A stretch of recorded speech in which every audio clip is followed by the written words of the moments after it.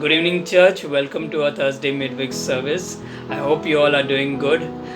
Today, there is a lot of fear outside, but in the midst of all this fear, God has something to say to each one of us.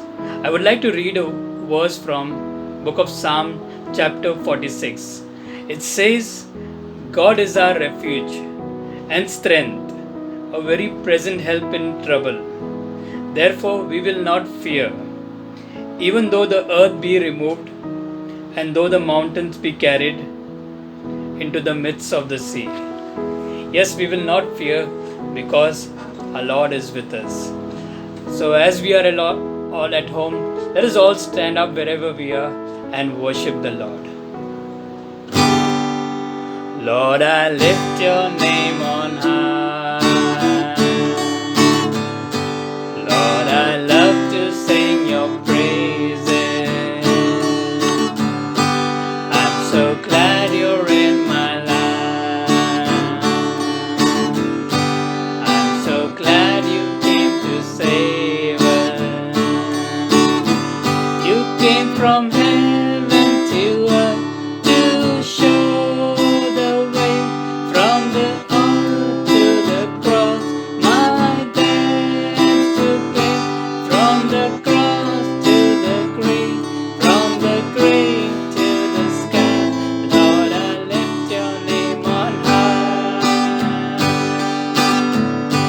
प्रभु तेरा नाम है महान, प्रभु तेरी स्तुति मैं गाऊं. प्रभु तेरा नाम है महान, प्रभु तेरी स्तुति मैं गाऊं. तू आया स्वर्ग से धरती पर मुझे राह दिखाने को, धरती से क्रूस पर मेरा कर्ज चुकाने को, क्रूस से कब्र में, कब्र से आसमां. प्रभु तेरा नाम है महान. You came from heaven to earth to show the way from the earth to the cross. My debts to pay from the cross to the grave, from the grave to the sky. Lord, I lift your name on high. Lord, I lift your name on high. Yes, Lord, we lift your name on high because there is no name higher than your name, O Lord.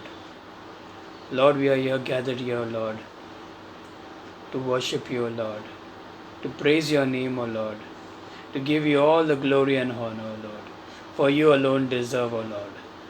Thank you, Lord. Thank you for saving each one of us, O Lord. Thank you, Lord, for your mercy, O Lord. Yes, Lord. We worship you, Lord. We praise you. You are beautiful beyond description, too marvelous for words, too wonderful for comprehension, like nothing ever seen or heard. Who can grasp your infinite wisdom? Who can fathom the depths of your love? You are beautiful beyond description, majesty enthroned above. And I stand in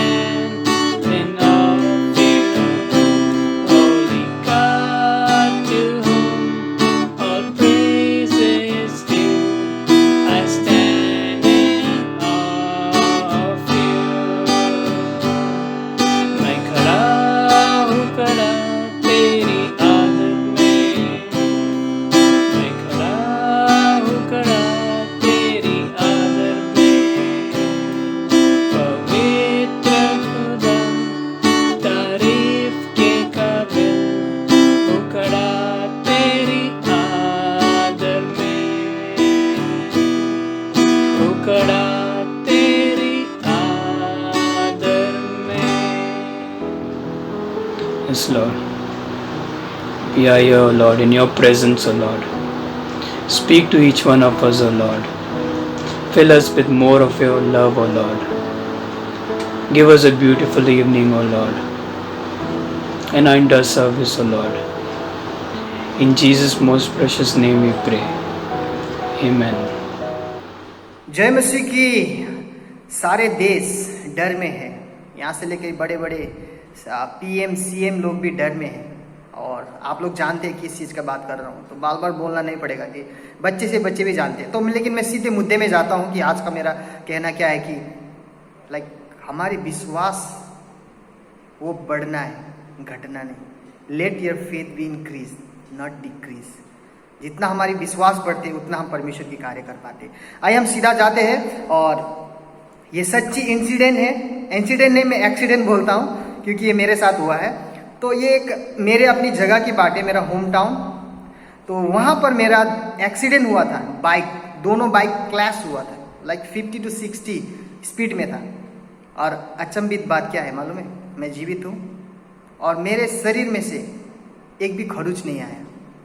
उस time मुझे realise नहीं हुआ ये चीज़ होगा, लेकिन अभी मुझे realise हो रहा है कि ये चीज़ कैसे हुआ, मैं सुरक्षित कैसे रहा, अभी मुझे मालूम है। तो मैं वही चीज़ों में लेकर बताना चाहता हूँ कि हाँ, उस एक्सीडेंट के दौरान फुट ब्रेस रहता है, एक पैर रखते, जो ब्रेक रहता है, ब्रेक के ऊपर पैर रखने का ये रॉड रहता है, रॉड।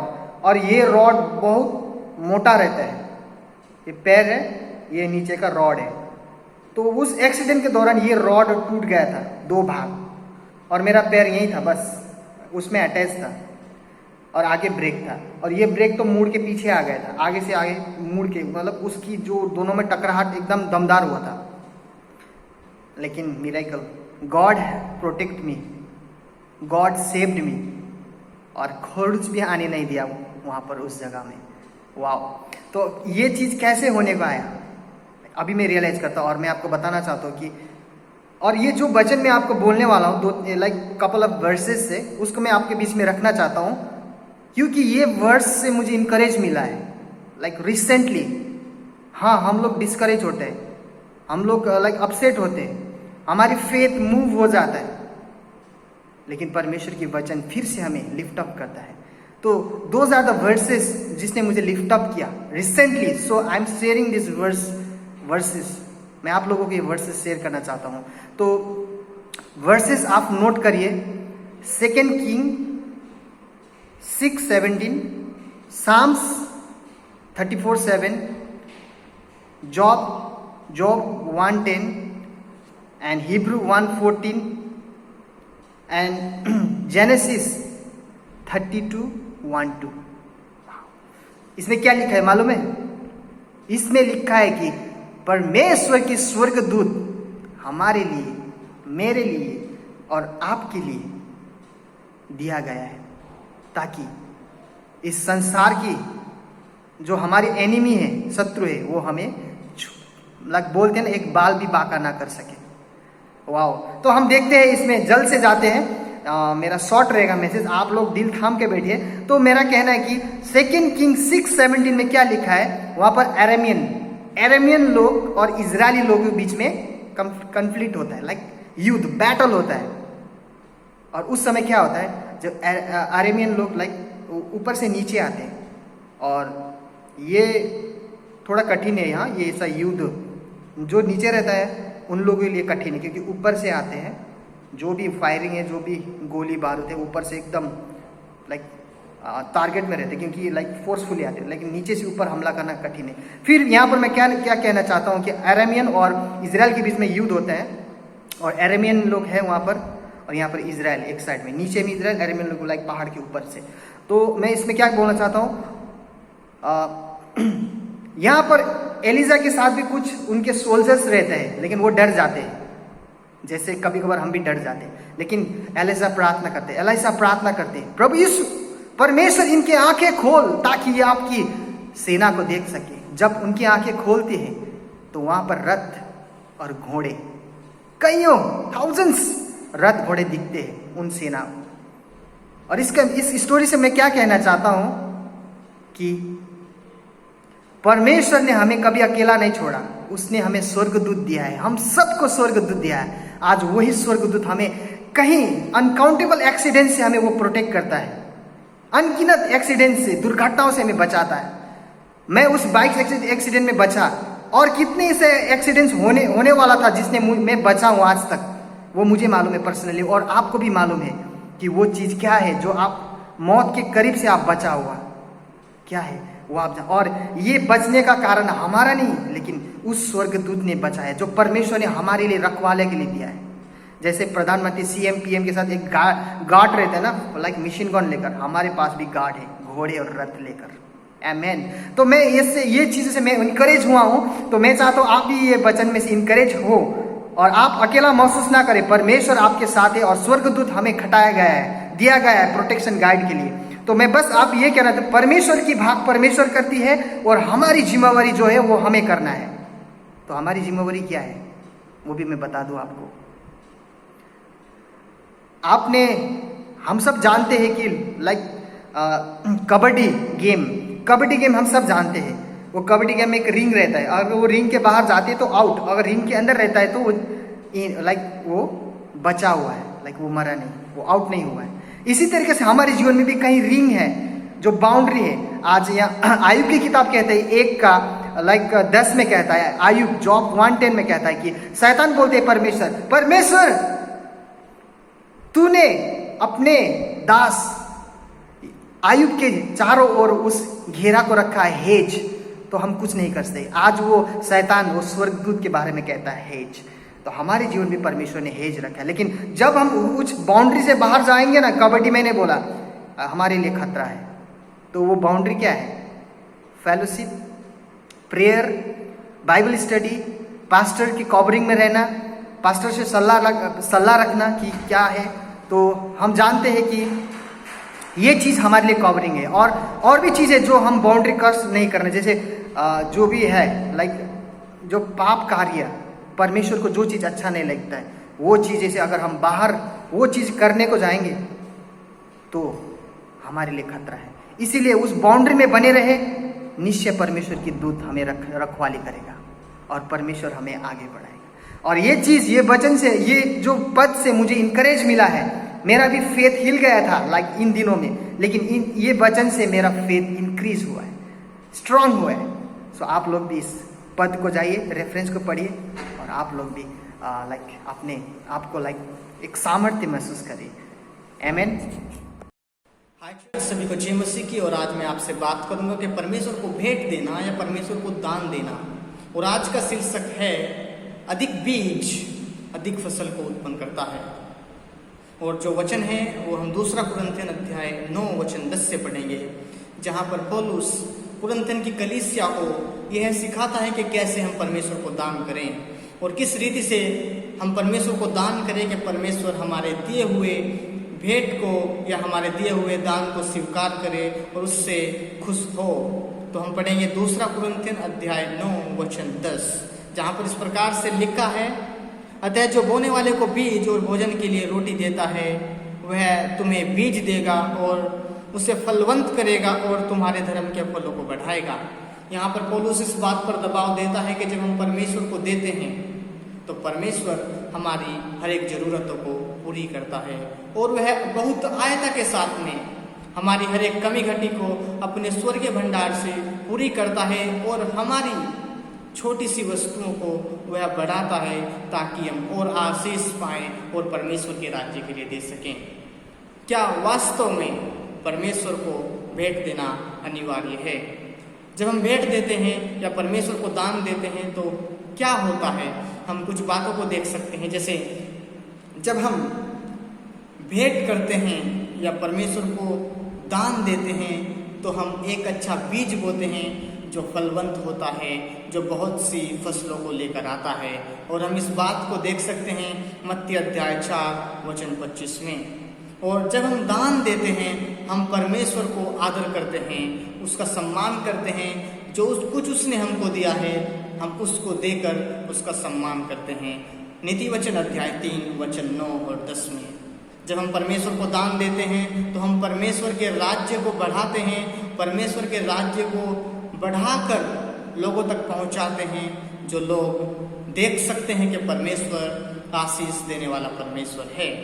और जब हम दान देते हैं तो हम अधिक बीज बोते हैं ताकि हम फसल को अच्छे से काट सकें और बहुत आयता में काट सकें, और आशीषों की फसल को काट सकें ताकि हम अपनी कमी घटी में भी परमेश्वर को देने के योग्य हो सकें। तो फिर क्यों ना हम परमेश्वर को विश्वास के साथ में, आदर के साथ में और संपूर्ण मन के साथ में जो हमारी इच्छा होती है उसको दान करें। क्योंकि जब हम भजन संहिता 126 और वचन 5 और 6 को पढ़ते हैं तो वचन इस प्रकार से वहां पर कहता है,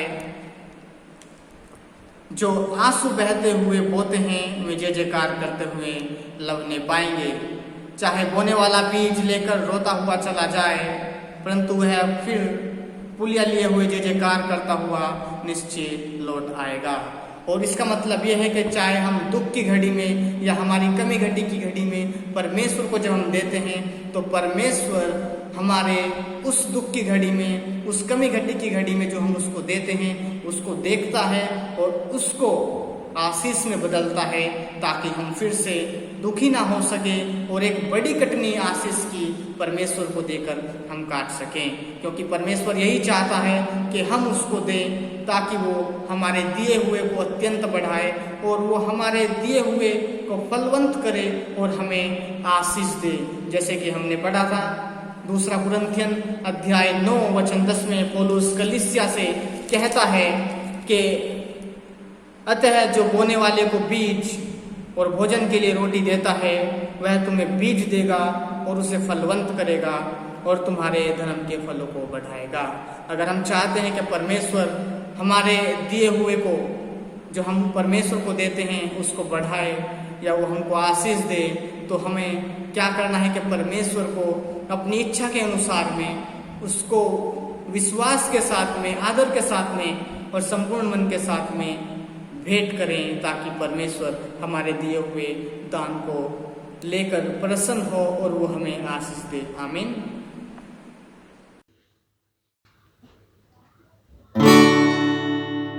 The Savior is waiting to enter your heart. Why don't you let him come in? There's nothing in this world to keep you apart. What is your answer to him? Time after time he has waited before, and now he's waiting again. See if you're willing to open the door. Oh, how he wants to come in. Time after time he has waited before, and now he's waiting again. Just see if you're willing to open the door. Oh, how he wants to come in. If you'll take one step to the Savior, my friend, you'll find his arms open wide. Receive him and all of your darkness will end. Within your heart he'll abide. Time after time he has waited before, and now he's waiting again. To see if you're willing to open the door. Oh, how he wants to come in.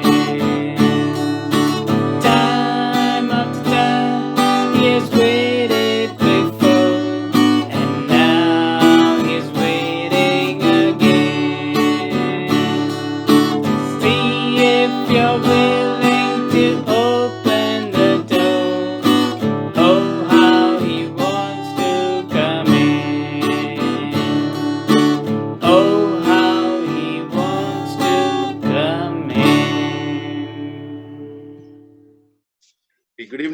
and welcome to our midweek service.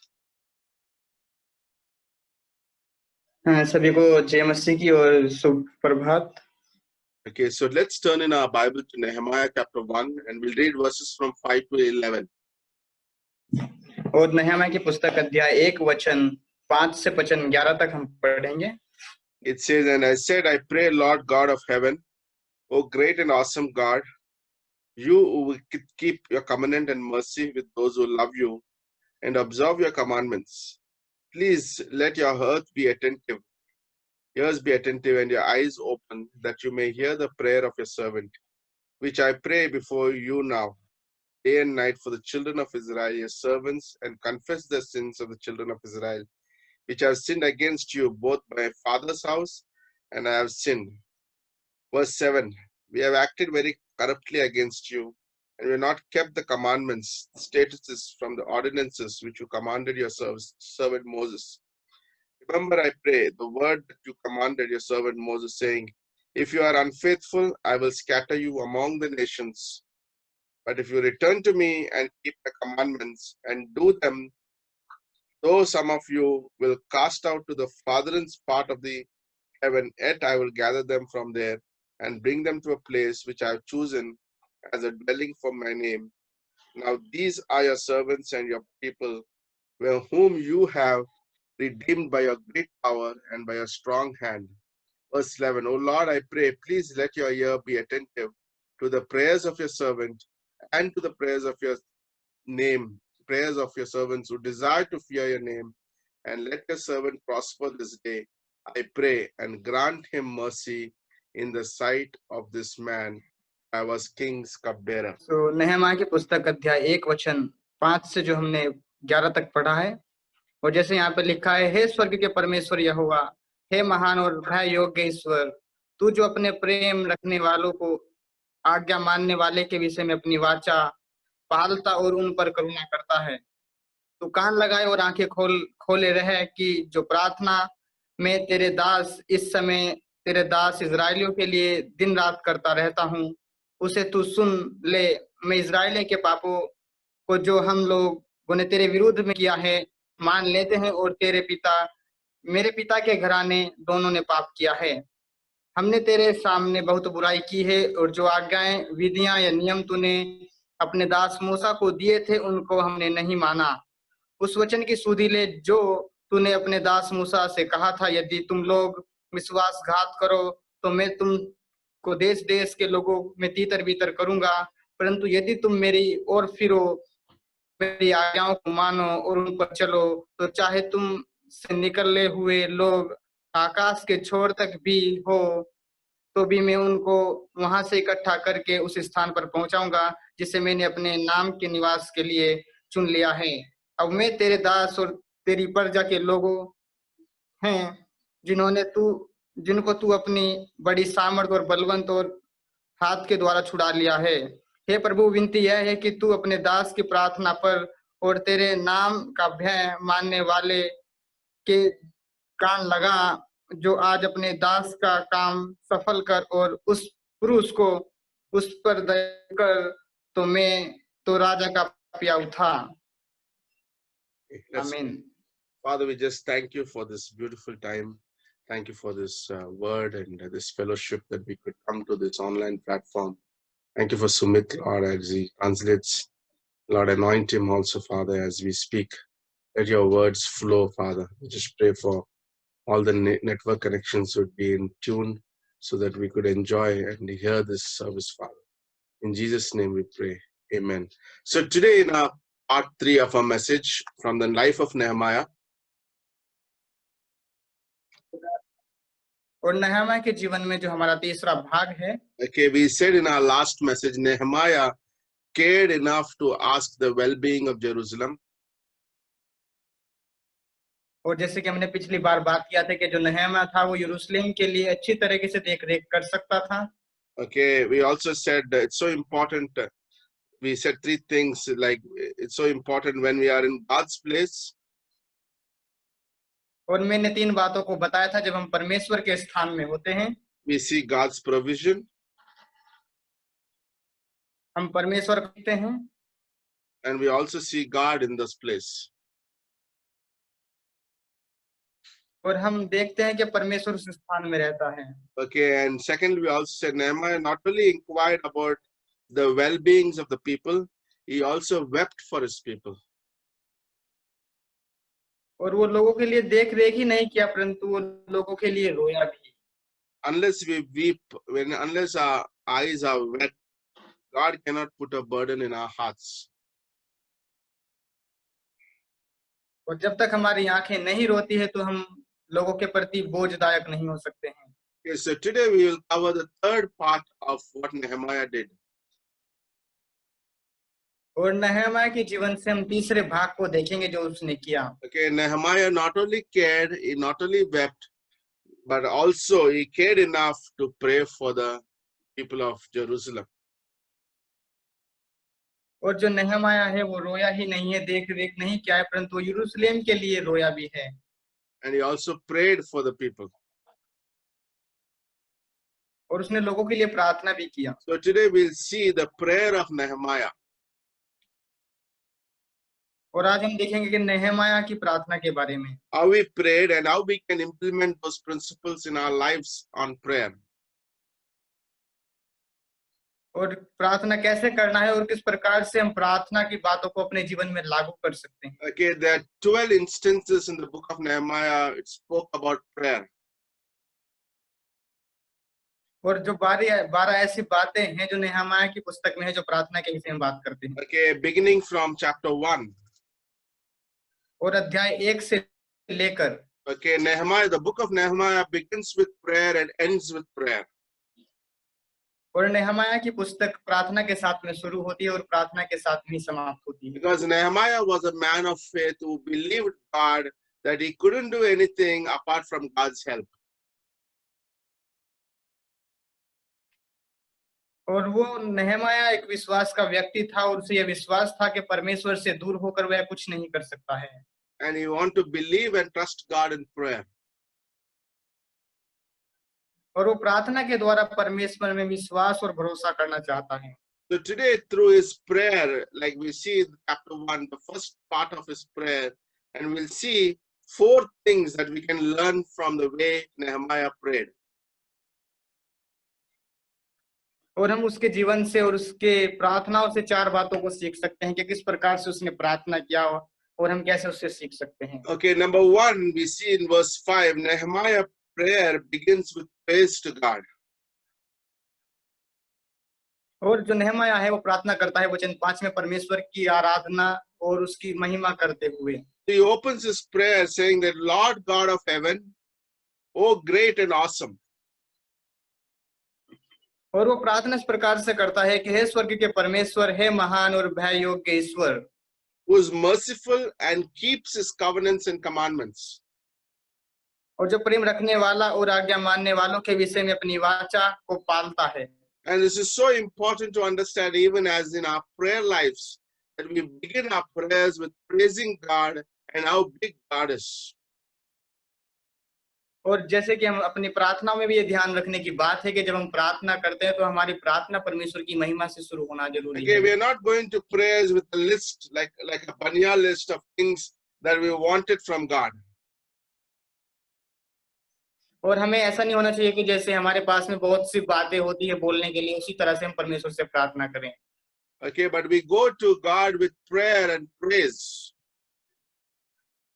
और हम परमेश्वर के सामने प्रार्थना करने के लिए चाहते हैं उसकी महिमा और उसकी आराधना करने के रूप में। And he says, he goes on to says, like this, like he is not a God made with hands. और वो ऐसा नहीं है कि परमेश्वर जो लोगों को नहीं देखता है। No, he is not a God who made with hands. He is not और a वो ऐसा God who परमेश्वर made नहीं है with जो hands. हाथों से बनाया गया है। He is big, greater than what we make with our hands. और वो बहुत अत्यंत महान है उन चीजों से बढ़कर जो हम अपने हाथों से बनाते हैं। He is unique God and is only one God. और वो केवल अनोखा परमेश्वर हो और एक ही परमेश्वर है। And is worthy of our praise and worship.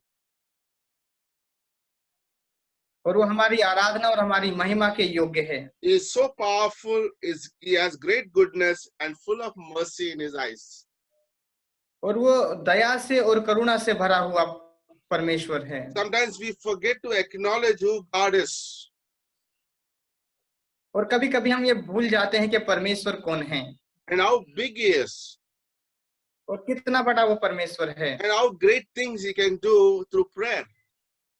और प्रार्थना के द्वारा कितनी सामर्थ्य बातों को वो कर सकता है। Because when our praise is in our mouth before prayer, it gives us confidence in our prayers. और जब हमारे मुंह के अंदर प्रार्थना से पहले महिमा होता है तो हमको एक निर्भरता देती है और साहस देती है कि प्रार्थना क्या कर सकती Okay, है। for illustration, और एक उदाहरण के रूप में, imagine if I tell you I give you 10 crore rupees to you. अगर सोचे कि अगर मैं आपको कहूं कि मैं आपको 10 करोड़ रुपए दूं, You will not believe because my bank may not have that much money. I would not have that और तुम much मेरे money. पे और तुम मेरा विश्वास नहीं करोगे, शायद मेरे बैंक में इतना पैसा ना हो। But in the same way, if suppose the richest man, Anil Ambani or Mukesh Ambani gives you 10 lakh crores, you believe that he has money in his bank. समझो कि अगर मुकेश अंबानी, अनिल अंबानी आपको आकर बोले कि मैं आपको 10 करोड़ रुपए देता हूं, तो आप उस पर विश्वास कर सकते हो, Because we know that he has that much money. क्योंकि हमें ये विश्वास है कि उसके पास में इतना पैसा है। In the same way, when we know how big our God is, we can go with our requests before God and believing that those prayers will come to pass. और जब हमें ये पता होता है कि परमेश्वर इतना महान है, तो हम अपनी जो प्रार्थनाओं के साथ में परमेश्वर पर जा सकते हैं और ये विश्वास कर सकते हैं कि वैसे पूरा करने के योग्य है। Like God is able to provide the things that we could ask. और परमेश्वर उन बातों को देने के योग्य है जो हम उससे मांगते हैं। So when we go into the spirit of praise before prayer, we get into knowing how big our God is. और जब हम प्रार्थना से पहले महिमा की आत्मा में जाते हैं, तो हम ये जानते हैं कि परमेश्वर कितना महान है। So this is one of the important principles in our life of prayer. और यही सबसे पहला जो बड़ा सिद्धांत है हमारे जीवन में प्रार्थना करने से पहले। Okay, the second principle we learn from Nehemiah's prayer, that he is a God who keeps his word. Nehemiah says, "You are a God who keeps his word." He और keeps the दूसरा word. सिद्धांत जो हम नेहमाया के जीवन से सीख सकते हैं, परमेश्वर ऐसा परमेश्वर है जो अपने वचनों को पूरा करता है। Like in Deuteronomy chapter 27 to 30. और जैसे हम व्यवस्था विवरण की पुस्तक में देखते हैं, God has made a covenant with the people of Israel. और परमेश्वर ने इजराइल के लोगों के साथ में एक वाचा बांधा, And he says, "I will bless you richly if you obey my word." उसने कहा कि अगर तुम मेरी आज्ञाओं को मानो तो मैं तुम्हें बहुत आशीष दूंगा, But if you disobey my word, you will suffer much. अगर तुम मेरी आज्ञाओं को नहीं मानोगे तो तुम बहुत सारा कष्ट झेलोगे। And it's how much I believe in God's word and his promise that changes the way I pray. और यही वो जो तरीका है कि मैं परमेश्वर की महिमा कर कर प्रार्थना कर सकता हूँ, Okay, because I trust God's word. क्योंकि मैं परमेश्वर के वचनों पर विश्वास करता हूँ। I believe what God says is going to come to pass. और जो परमेश्वर कहता है वो पूरा होना अनिवार्य है। Okay, a lot of people don't pray with authority because they don't trust God's word and his promises. और कुछ लोग ऐसे होते हैं जो पूरे अधिकार के साथ में प्रार्थना नहीं करते हैं, क्योंकि उनको परमेश्वर के वचन का मालूमात नहीं होता है। Okay, when we don't trust God's word and promises, then our prayer is just a ritual prayer. और जब हम परमेश्वर के वचनों पर या उसके प्रतिज्ञाओं को देखते हुए प्रार्थना नहीं करते हैं, तो हम एक रीति रिवाज के अनुसार प्रार्थना करते हैं। But if I believe God, then I see his hand upon my life.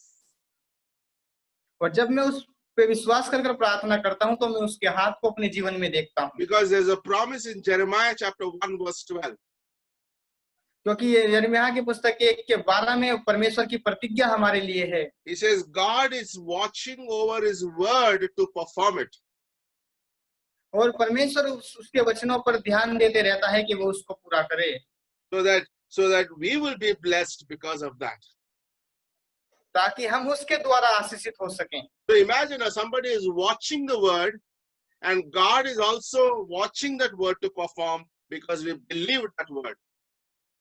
और ये सोचो कि अगर कोई व्यक्ति है जो वचनों को देखता रहता है, तो परमेश्वर भी उस वचन को देखता रहता है कि उसको वह पूरा करे। That's amazing. So when we और ये pray अद्भुत with, है। when we pray with the word and the promises of God, there's power in our prayers. और जब हम वचन के साथ में और प्रतिज्ञाओं के साथ में प्रार्थना करते हैं, तो हमारी प्रार्थना में सामर्थ होता है। Okay, this week I've been to many families. I went to many homes this week from our church.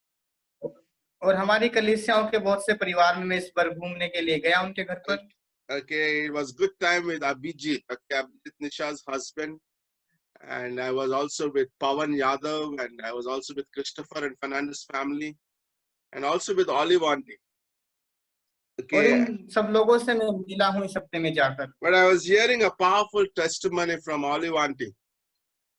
और ओलिव आंटी से मैं एक जो सामर्थ्य जो गवाही को सुन रहा था। You know, I thought I will go there and be encouraging her, but her testimony encouraged us as we came back.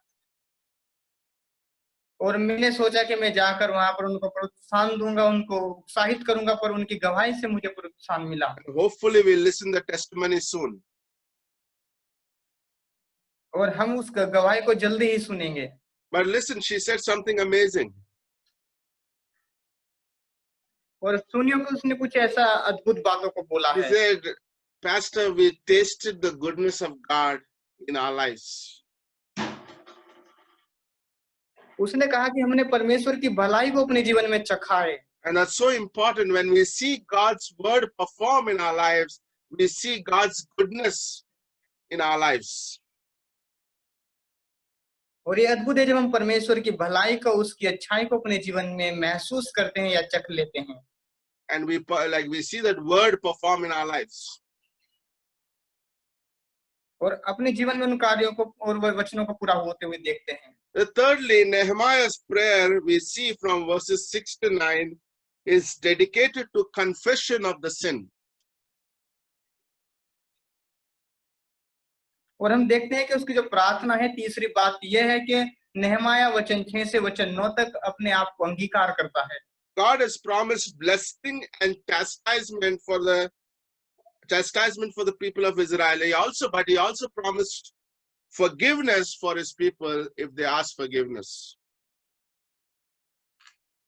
और परमेश्वर ने अपने लोगों के लिए ताड़ना दिया है, और जब वो मन फिर आते हैं तो उनके लिए आशीष भी रखा है। 1 Kings chapter 8. और पहला राजा अध्याय 8। So to this promise Nehemiah was claiming as he prayed for himself and the nation. Remember, taking this promise, Nehemiah prays for his people and himself. और नेहमाया ने अपने लिए और अपने देश के लोगों के लिए, सबके लिए प्रार्थना किया। Like Nehemiah uses a very important word in these verses. और यहाँ पर नेहमाया है जो अच्छे वचन को इस्तेमाल करता है। Okay, he doesn't say they sinned, but he says we sinned. वो ऐसा नहीं कहता है कि उन्होंने पाप किया है, पर वह ऐसा कहता है कि हमने पाप किया है। No, it is easy for Nehemiah to look back and blame these ancestors for the things that are happening in Jerusalem.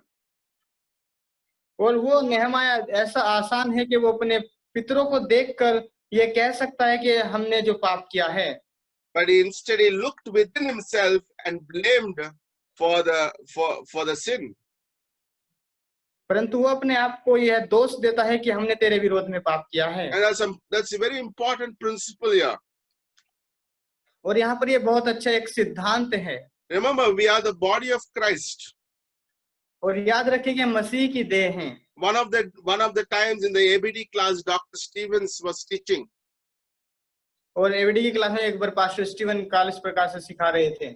And he said, how many people are there in this room? और कितने लोग इस कमरे में हैं? Some said 50, some said 60. किसी ने कहा कि 50 है, किसी ने कहा है कि 60 है। But actually the answer was there's only one. और फिर जो उत्तर था वो सिर्फ केवल एक था कि एक ही व्यक्ति इस कमरे में है। That means we are one in the body. और इसका मतलब यह है कि हम देह में एक हैं। And this is very important principle. और ये बहुत बढ़िया जो अच्छा सिद्धांत है। Okay, if my eye pains, my whole body pains. अगर मेरी आंख को दर्द होता है तो मेरे पूरे शरीर को दर्द होता है। Okay, when my leg was paining this morning, my whole body was paining towards it. और जब इस सुबह में मेरे पैर को दर्द हो रहा था तो मेरे पूरे शरीर को दर्द हो रहा था, Because we are one body. क्योंकि हम एक देह हैं। In the same way, when somebody sins in the church or in the fellowship, और उसी प्रकार से अगर कोई कलीसिया में या संगति में कोई पाप कर देता है, okay, or living in sin, और यह पाप में जीता है, it will affect the whole body of Christ because we are one. और उस व्यक्ति के वजह से पूरी देह को जो प्रभाव पड़ता है।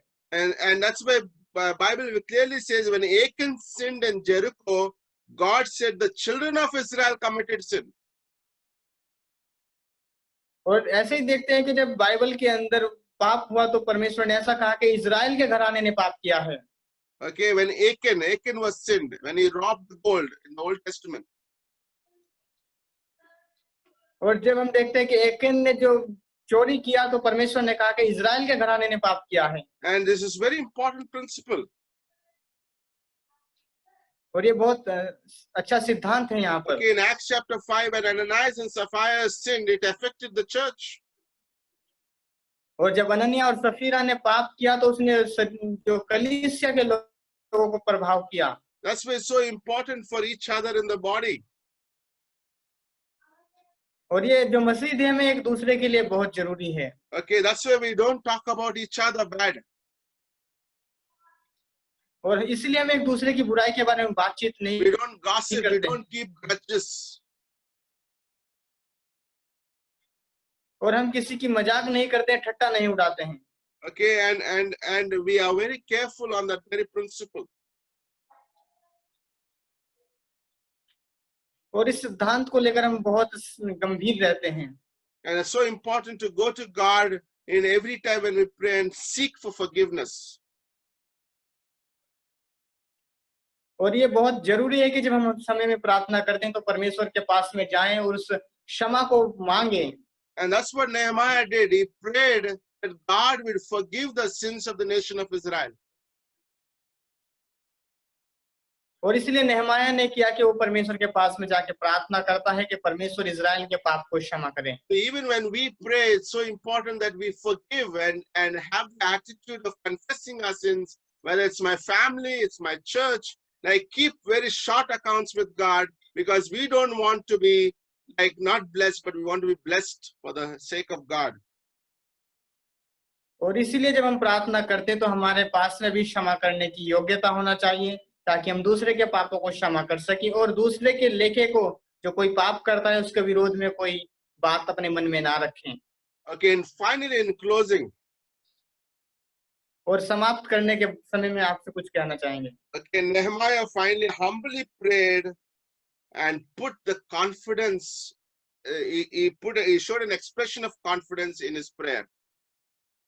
और जो नेहमाया है वो विश्वास के साथ में प्रार्थना करता है और अपना भरोसा उस पर दिखाता है। Like Nehemiah had confidence in the power of God because he knew by himself he couldn't do anything. और नेहमाया ये जानता था कि परमेश्वर में सामर्थ्य है और वो अपने आप से कुछ नहीं कर सकता है। So he put the confidence of his prayer upon God fully in verse 10. और अपनी प्रार्थना में पूरा विश्वास परमेश्वर के ऊपर रखता है ताकि परमेश्वर कार्य कर सके। And he also had confidence in God's faithfulness. और परमेश्वर की विश्वास योग्यता में भी उस पर भरोसा था। He saw how God rescued them from the Babylon and brought them back into Jerusalem. He saw God's faithfulness in his life, so he was confident that God will be faithful to all his prayers. और उसने ये देखा कि परमेश्वर ने कैसे Babylon के हाथों से उनको छुड़ाया है और कैसे वो यरूशलेम में उनको वापस लेकर आया है। इसी प्रकार से उसको परमेश्वर की विश्वास योग्यता पर बहुत भरोसा था। And also Nehemiah was confident that God would work in the heart of the king and secure it and allow him to go out with all the provisions that the king will provide. और वो उसको यह विश्वास भी था कि परमेश्वर उस राजा के हृदय से बातचीत करेगा ताकि वो पूरी योजना के साथ में बाहर जा सके और हर एक प्रकार का सहायता उसको मिल सके। Okay, too often we plan our projects और कभी-कभी बहुत बार ऐसा होता है हम अपने कार्य को जो संपन्न करते हैं and then ask God to bless it. और फिर परमेश्वर से कहते हैं कि इसको आशीष कर, But God will not work that way. और परमेश्वर ऐसे कार्य नहीं करता है। Okay, Nehemiah said, God, you work in the king's heart. परंतु नेहमाया कहता है कि परमेश्वर तू राजा के हृदय में कार्य कर। And that's amazing, isn't it? Like we tell God to make plans for our lives. और ये अद्भुत है कि हम परमेश्वर को कहते हैं कि तू हमारे जीवन के लिए कुछ योजनाओं को बना। And today I want you to think about these thoughts on prayer. और आज मैं प्रार्थना के विषय में ही ये जो विचार कर रहा था। Okay, like in closing, he sat down and wept. Nehemiah sat down and wept. और अंत में जो नेहमाया है वो बैठकर रोने लगता है And knelt down and prayed. और घुटने पर टिक कर जो उसने प्रार्थना करना शुरू कर And देता है stood up and worked for the Lord. और जो उठकर फिर वो वचन को प्रचार करना करता है। Okay, because he knew that he had blessing of the Lord in whatever he was doing. और उसको ये मालूम था कि चाहे वो कुछ भी करे तो उसमें परमेश्वर की आशीष उसके साथ में। Today when we go into prayer, remember these 4 things. और जब हम आज प्रार्थना करते हैं तो हमें इन चारों बातों का ध्यान रखना Okay, है। number 1, Nehemiah prayed with the praise before prayer. He had praise in his mouth for the God. और नेहमाया के पास में प्रार्थना करने से पहले परमेश्वर के प्रति उसकी महिमा करना था। Okay, Nehemiah believed in God's word and his promise. और पर नेहमाया ने परमेश्वर के वचनों पर उसकी प्रतिज्ञाओं पर विश्वास किया। And thirdly, he dedicated most of the verses to confession of his sins. और अपने पापों को अंगीकार किया उसने परमेश्वर के सामने। And fourthly, he prayed with confidence that God is faithful. और पूरे भरोसे के साथ में उसने परमेश्वर से प्रार्थना किया ये जानकर के परमेश्वर विश्वास योग्य है। Amen. आमीन। Okay, let's pray. Okay, Father, we just thank you for this beautiful time.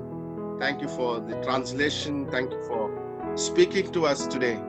Lord, anoint this evening today in a very special way that these principles will bear fruit in our hearts, and that, Lord, that we would walk in it, and we would, Lord, believe that with you all things are possible.